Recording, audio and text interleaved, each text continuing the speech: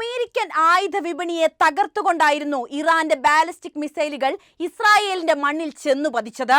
ഒരു ശക്തിയെയും അകത്തേക്ക് കടക്കാൻ അനുവദിക്കില്ലെന്ന് പ്രഖ്യാപിച്ചുകൊണ്ട് അമേരിക്കയും ഇസ്രായേലും ഉരുക്കിയെടുത്ത ബ്രഹ്മാസ്ത്രത്തിനുമേൽ തീ തുപ്പിക്കൊണ്ടാണ് ഇസ്രായേലിനോട് യുദ്ധം ആരംഭിച്ചുവെന്ന് ഇറാൻ പ്രഖ്യാപിക്കുന്നത് പോലും. ലോകത്താർക്കും തകർക്കാനാകില്ലെന്ന് അവർ വിശ്വസിച്ച് അമേരിക്കയിൽ നിന്നും ഇസ്രായേൽ സ്വന്തമാക്കിയ താടും വ്യോമ പ്രതിരോധ ശേഷിയിൽ മുന്നിൽ നിന്ന അയേൺ ഡോമും കത്തിച്ചാമ്പലായ കാഴ്ച പാവം ഇസ്രായേലും അമേരിക്കയും നോക്കി നിൽക്കേണ്ടതായി വന്നു. അമേരിക്കയുടെ നവ ആയുധങ്ങളെ പോലും തകർക്കാൻ തക്ക ശേഷിയുള്ള ഇറാൻ മിസൈലുകളെ കുറിച്ച് ലോകം ചിന്തിച്ചതും ആ ഘട്ടത്തിലാണ്. എന്നാൽ ഇസ്രായേൽ അനുഭവിക്കുകയാണ്. ഭൂമിയുടെ ഗർഭപാത്രത്തിൽ ഇറാൻ ഒളിപ്പിച്ചു വെച്ച മാരകായുധങ്ങൾ ഓരോന്നായി പുറത്തെടുത്ത് ഗാസയിൽ ഇസ്രായേലും അമേരിക്കയും ചെയ്തു കൂട്ടിയതിനുള്ള ശിക്ഷ നൽകാൻ ഇറാൻ തയ്യാറാവുന്നു. ഹമാസിന്റെ പേര് പറഞ്ഞ് ഫലസ്തീൻ വംശജരായ കുഞ്ഞു കുട്ടികളെ പോലും കൊലയ്ക്ക് കൊടുത്ത സയനിസ്റ്റ് ഭരണകൂടത്തെ വലിച്ചു താഴെയിട്ട് അവിടം തീ കൊണ്ട് ശുദ്ധീകരിച്ച് മാത്രമേ ഇറാൻ ഇനി അടങ്ങിയിരിക്കുകയുള്ളൂ. ഗാസയിൽ അവർ ചെയ്തതിനുള്ള ശിക്ഷ ഇസ്രായേലിന് ലഭിക്കണമെന്ന് നിങ്ങളും ആഗ്രഹിക്കുന്നുണ്ടോ? ഉത്തരം എന്തായാലും കമന്റ് ചെയ്യൂ. നമുക്ക് വിഷയത്തിലേക്ക് വരാം. ഇസ്രായേലിന്റെ കണക്കുകൂട്ടലുകളെല്ലാം പാടെ തെറ്റിക്കുന്നതാണ് ഇറാന്റെ തിരിച്ചടി. സയനിസ്റ്റ് ഭരണകൂടത്തിന് ആദ്യമുണ്ടായിരുന്ന ആഹ്ലാദമെല്ലാം ഇപ്പോൾ ആശങ്കയ്ക്ക് വഴിമാറിയിരിക്കുകയാണ്. ചെയ്തതൊക്കെ തെറ്റായി പോയെന്നും ഇറാനെ തകർക്കാനുള്ള ശ്രമം ആവശ്യമല്ലാത്തതാണെന്നും ഇസ്രായേൽ ഇതിനോടകം തന്നെ തിരിച്ചറിഞ്ഞു കഴിഞ്ഞു. വർഷങ്ങളായി ഇസ്രായേൽ ചെയ്യുന്ന യുദ്ധം രാജ്യത്തെ ജനങ്ങളെയും അസ്വസ്ഥപ്പെടുത്തിക്കൊണ്ടേയിരിക്കുകയായിരുന്നു. ഇപ്പോഴിതാ ഇസ്രായേൽ ഇറാനിലേക്ക് അഴിച്ചുവിട്ട ആക്രമണം വലിയ തോതിൽ രാജ്യത്തെ ബാധിച്ചിട്ടുണ്ട് എന്ന കാര്യവും എല്ലാവർക്കും ബോധ്യപ്പെട്ടു കഴിഞ്ഞു. ഇസ്രായേലി ജനത ഭയത്തിലും ആശയക്കുഴപ്പത്തിലാണെന്നുമാണ് പ്രാദേശിക മാധ്യമങ്ങൾ ഉൾപ്പെടെ റിപ്പോർട്ട് ചെയ്യുന്നത്. ജൂൺ 13-ന് അകാരണമായി ഇസ്രായേൽ തുടങ്ങിവെച്ച ഇറാൻ ആക്രമണത്തിന് ഗതി മാറി തുടങ്ങിയിരിക്കുകയാണ്. ഇറാൻ ആണവായുധം നിർമ്മിക്കാൻ പോകുന്നുവെന്ന വ്യാജം പ്രചരിപ്പിച്ചായിരുന്നു ഇസ്രായേലിന്റെ ആക്രമണം. എന്നാൽ ഇറാനും തിരിച്ചടിക്കാൻ തുടങ്ങിയതോടെ ആദ്യമുണ്ടായിരുന്ന ആത്മവിശ്വാസമെല്ലാം സയനിസ്റ്റ് ഭരണകൂടത്തിനും അവിടുത്തെ ജനതയ്ക്കും നഷ്ടമായിക്കൊണ്ടിരിക്കുന്ന കാഴ്ചയാണ് ലോകം കണ്ടത്. സംഭരിച്ചു വെച്ച ആത്മവിശ്വാസവും അമേരിക്ക നൽകിയ ആയുധങ്ങളും മാത്രം പോരാ ഇറാനെ നേരിടാനെന്ന കാര്യം ജൂതന്മാർ ഇതിനോടകം തന്നെ തിരിച്ചറിഞ്ഞു കഴിഞ്ഞു. അമേരിക്കയും മറ്റ് പാശ്ചാത്യ ശക്തികളും ചേർന്ന് സംരക്ഷിക്കുമെന്നായിരുന്നു ഇസ്രായേലിന്റെ ആത്മവിശ്വാസം പോലും. എന്നാൽ അമേരിക്കയ്ക്കും അതുപോലെ തന്നെ ഫ്രാൻസ് അടക്കമുള്ള പാശ്ചാത്യ രാജ്യങ്ങൾക്കും കനത്ത പ്രഹരം സമ്മാനിക്കുമെന്ന ഇറാന്റെ പ്രഖ്യാപനത്തോടെ കാര്യങ്ങളൊക്കെ മാറിമറിഞ്ഞു. കേവലം പ്രസ്താവനകളിൽ കാര്യങ്ങൾ ഒതുക്കുക എന്നതിലേക്ക് പാശ്ചാത്യ രാജ്യങ്ങളെത്തി. സമാന്തരമായി നടക്കുന്ന റഷ്യ ഉക്രൈൻ യുദ്ധത്തിന്റെ പ്രശ്നങ്ങളിൽ നിൽക്കുന്ന അവരെ സംബന്ധിച്ച് ഇസ്രായേലിന്റെ പക്ഷം പിടിക്കുക എന്നാൽ റഷ്യയെ കയറി ചൊറിയുക എന്നതുകൂടിയാണ്. അതുകൊണ്ട് തന്നെ ഈ യുദ്ധവുമായി അകലം പാലിക്കാനാണ് പാശ്ചാത്യ ശക്തികൾ ശ്രമിക്കുന്നത്. അമേരിക്കൻ ആയുധ വിപണിയെ പോലും ചോദ്യം ചെയ്തുകൊണ്ടാണ് ഈ യുദ്ധം ഇറാൻ തുടർന്നത് എന്ന് പറയേണ്ടിയിരിക്കുന്നു. ഒരു ശക്തിക്കും ഒന്നും ചെയ്യാൻ കഴിയില്ലെന്ന അഹങ്കാരത്തിന് മേൽ അമേരിക്കയും ഇസ്രായേലും ചേർന്ന് കെട്ടിപ്പൊക്കിയ ആയുധങ്ങളൊക്കെ തവിട് പൊടിയാക്കിയാണ് ഇറാൻ ജൂതന്റെ മണ്ണിലേക്ക് ആക്രമണം അഴിച്ചുവിട്ടത്. അതായിരുന്നു ആദ്യത്തെ പ്രഹരവും. പിന്നീട് ഇരു രാജ്യങ്ങൾ അങ്ങോട്ടും ഇങ്ങോട്ടും ആക്രമണങ്ങൾ അഴിച്ചുവിട്ടു. അമേരിക്കൻ സൈനിക ബേസുള്ള ഇറാഖിന്റെ ആകാശത്തിന് മുകളിലൂടെയാണ് ഇറാൻ അതിമാരക പ്രഹരശേഷിയുള്ള മിസൈലുകൾ ഇസ്രായേലിലേക്ക് ചെന്ന് പതിപ്പിക്കുന്നത്. അതായത് അമേരിക്കയുടെ കൺമുന്നിലൂടെ പോകുന്ന ആ തീഗോളങ്ങളെ ഒന്ന് തൊടാൻ പോലും അമേരിക്കയ്ക്ക് സാധിച്ചില്ല എന്നതാണ് യാഥാർത്ഥ്യം. അയൺ ഡോമും അരോയും ഡേവിഡ് സ്ലിംഗ് താഡ് പ്രതിരോധ സംവിധാനങ്ങളും എല്ലാം ഇറാന്റെ ഏത് ആക്രമണത്തെയും തടുക്കുമെന്ന് സയനിസ്റ്റ് ഭരണകൂടം ഉറച്ചു വിശ്വസിച്ചിരുന്നു. എന്നാൽ മണിക്കൂറുകൾ കഴിയുന്തോറും ഈ സംവിധാനങ്ങളെയെല്ലാം മറികടന്ന് നിരവധി ഇറാൻ ബാലിസ്റ്റിക് മിസൈലുകളാണ് ഇസ്രായേലിന്റെ മണ്ണിൽ ചെന്ന് പതിക്കുന്നത്. മധ്യ ഇസ്രായേലാണ് പ്രധാനമായും ഇറാനിയൻ ആക്രമണത്തിന്റെ ചൂടറിയുന്നത്. മണിക്കൂറുകളുടെ ഇടവേളകളിൽ ഇസ്രായേലി പൗരന്മാരുടെ ഫോണുകളിലേക്ക് അപായ മുന്നറിയിപ്പുകൾ വന്നുകൊണ്ടിരിക്കുകയാണ് എന്ന റിപ്പോർട്ടുകളും പുറത്തുവരുന്നു. സുരക്ഷിത കേന്ദ്രങ്ങളിലും ബോംബ് ഷെൽട്ടറുകളിലേക്കും ഏത് നേരവും പോകേണ്ട അവസ്ഥയാണ് പാവം ജൂതന്മാർക്ക്. ഇറാനി മിസൈലുകളെല്ലാം തടുക്കുന്നുണ്ടെന്നാണ് ഇസ്രായേലി സൈന്യം അവകാശപ്പെടുന്നുണ്ടെങ്കിലും ടെൽ അവീവിൽ ഉൾപ്പെടെ സംഭവിച്ചത് മറ്റൊരു കഥയാണ്. രക്ഷാപ്രവർത്തകർ സംഭവ സ്ഥലങ്ങളിൽ എത്തുന്നുണ്ടെങ്കിലും അഭൂതപൂർവമായ സാഹചര്യമാണ് എന്നാണ് അവർ വിലയിരുത്തുന്നത്. ഇറാനെതിരായ ആക്രമണങ്ങളെ തുടക്കത്തിൽ പിന്തുണച്ചുവെങ്കിലും ഇസ്രായേൽ ദുർബലമാണെന്ന് തിരിച്ചറിഞ്ഞുവെന്നാണ് മധ്യ ഇസ്രായേലിൽ താമസിക്കുന്ന 67-കാരി ഓർലി യാഫ നെഗഗ് പറയുന്നത്. തുടർച്ചയായ അപായ സൈറണുകളും സന്ദേശങ്ങളും ഇസ്രായേലികളെ ഭയചകിതരാക്കിയിട്ടുണ്ട് എന്നും അവർ ചൂണ്ടിക്കാണിക്കുന്നു. വെള്ളിയാഴ്ച നെതന്യാഹു നടത്തിയ പ്രതികരണങ്ങളിൽ ആവശ്യമായിടത്തോളം ഇറാനെതിരെ ആക്രമണം തുടരുമെന്നും പറഞ്ഞിരുന്നു.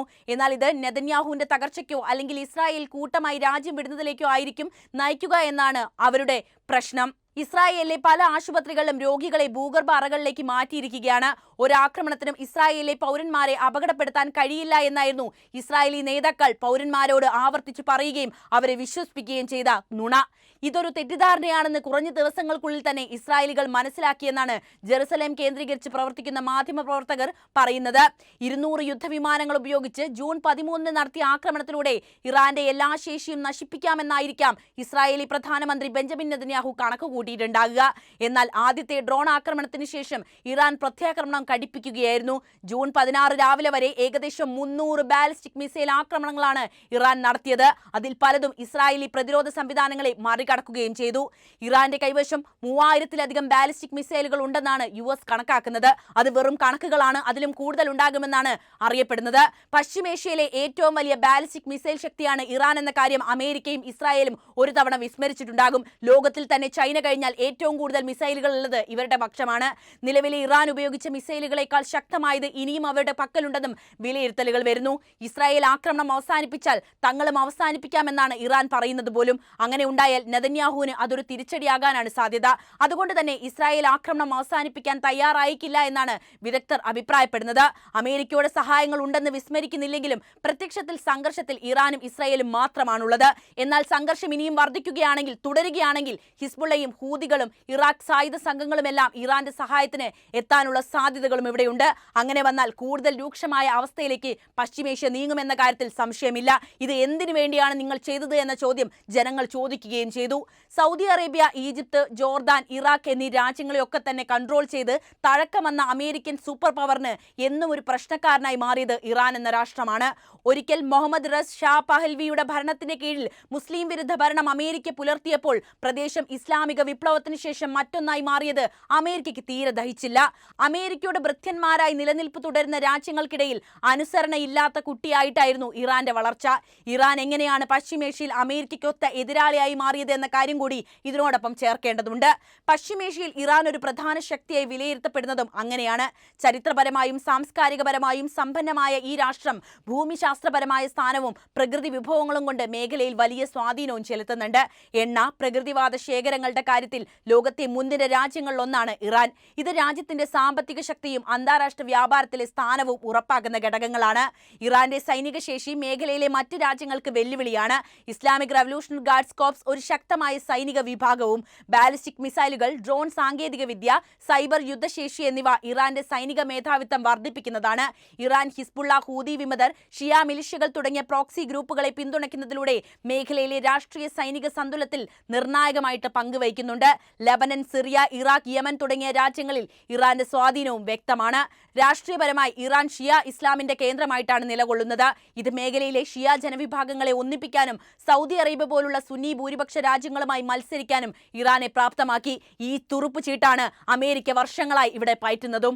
1979 ഇസ്ലാമിക് വിപ്ലവത്തിന് ശേഷം ഇറാൻ ഒരു തനതായ ഭരണവ്യവസ്ഥ സ്ഥാപിച്ചു. ഇത് മതേതരത്വവും ജനാധിപത്യ ഘടകങ്ങളും സമന്വയിപ്പിക്കുന്നതായിരുന്നു. ഈ മാതൃക മേഖലയിലെ മറ്റ് രാജ്യങ്ങൾക്ക് ഒരു ബദൽ ആശയമായി മാറിയിട്ടുമുണ്ട്. എന്നാൽ ഇറാന്റെ ശക്തിക്ക് പരിമിതികൾ ഉണ്ട് എന്ന കാര്യം പറയേണ്ടിയിരിക്കുന്നു. അതിൽ പ്രധാനപ്പെട്ടത് അമേരിക്ക ഏർപ്പെടുത്തിയ ഉപരോധങ്ങൾ തന്നെയാണ്. അന്താരാഷ്ട്ര ഉപരോധങ്ങൾ, സാമ്പത്തിക പ്രതിസന്ധികൾ, ആഭ്യന്തര പ്രതിഷേധങ്ങൾ എന്നിവ രാജ്യത്തിന്റെ വളർച്ചയെ തടസ്സപ്പെടുത്തുന്നുണ്ട്. അതിൽ നിർണായകമായ പങ്കുവച്ചത് അമേരിക്കയും ശിങ്കിടിയായ ഇസ്രായേലും തന്നെ. US, ഇസ്രായേൽ, സൗദി അറേബ്യ തുടങ്ങിയ രാജ്യങ്ങളുമായുള്ള ശത്രുത ഇറാന്റെ വിദേശ നയത്തെ സങ്കീർണമാക്കി. എങ്കിലും ഇറാൻ ഈ വെല്ലുവിളികളെ അതിജീവിക്കുകയും മേഖലയിൽ തന്റെ സ്ഥാനം ഉറപ്പിക്കുകയും ചെയ്ത രാഷ്ട്രം കൂടിയാണ്. നയതന്ത്ര രംഗത്ത് ഇറാൻ റഷ്യ, ചൈന തുടങ്ങിയ രാജ്യങ്ങളുമായി സഖ്യം ശക്തിപ്പെടുത്തുന്നു. ഇത് അന്താരാഷ്ട്ര ഒറ്റപ്പെടൽ ഒഴിവാക്കാൻ ഇറാനെ കാര്യമായി സഹായിച്ചിട്ടുമുണ്ട്. ആണവ കരാറിനെ ചൊല്ലിയുള്ള ചർച്ചകളും ഇറാന്റെ ആഗോള സ്വാധീനം വർദ്ധിപ്പിക്കുന്നത് തന്നെയാണ്.